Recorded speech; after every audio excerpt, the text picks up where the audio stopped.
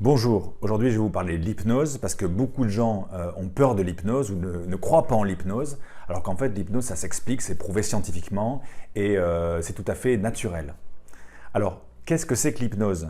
En général, quand on parle d'hypnose, on pense hypnose de spectacle, mesmer, tout ça. Mais ça, c'est qu'une petite partie de l'hypnose. L'hypnose, c'est beaucoup plus vaste que ça. Il y a l'hypnose qu'on fait en cabinet, il y a l'hypnose médicale. Qu'est-ce que c'est que l'hypnose? L'hypnose, c'est avant tout un état naturel que vous vivez tous les jours, plusieurs fois par jour. C'est l'état dans lequel vous êtes quand vous êtes dans la lune.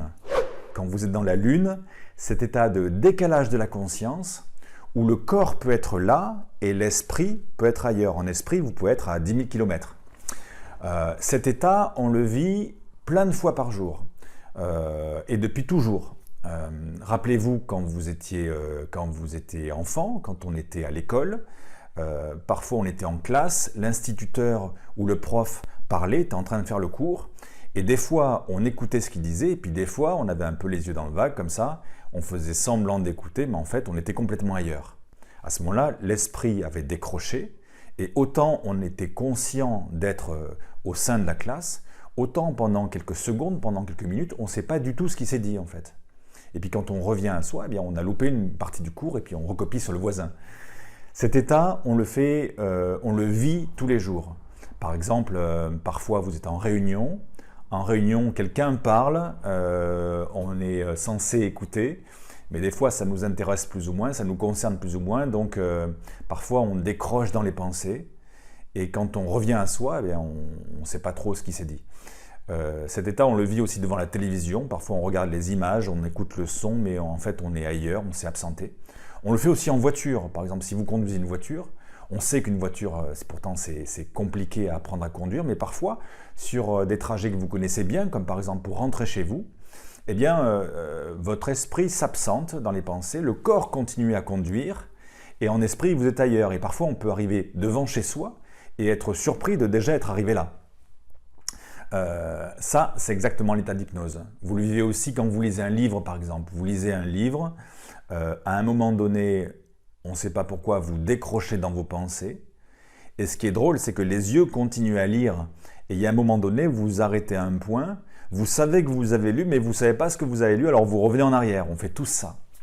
Cet état très particulier, alors c'est un peu bizarre quand on l'explique comme ça, mais cet état très particulier d'absence, où on est là sans être là, on n'est pas parfaitement vigilant, on n'est pas non plus endormi, on est juste un peu entre les deux.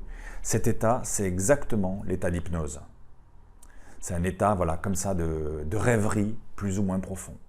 Et pourquoi on utilise cet état de rêverie plus ou moins profond en thérapie, donc pour faire de l'hypnothérapie?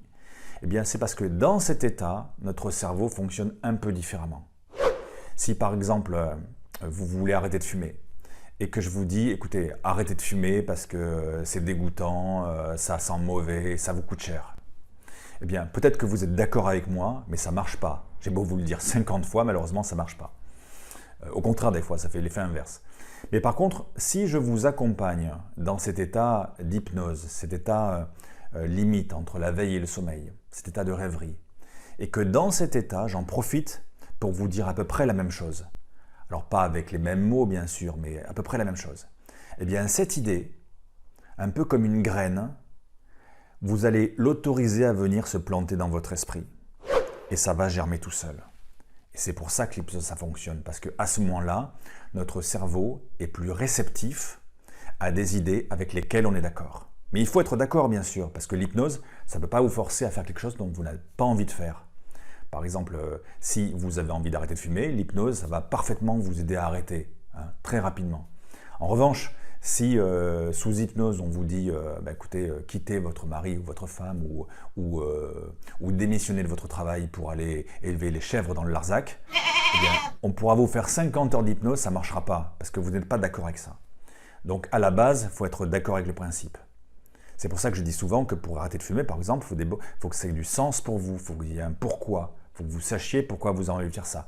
Et une fois que vous avez du sens, 50% du boulot, et bien après l'hypnose, ça va vous aider très facilement à arrêter. Voilà ce que c'est l'hypnose.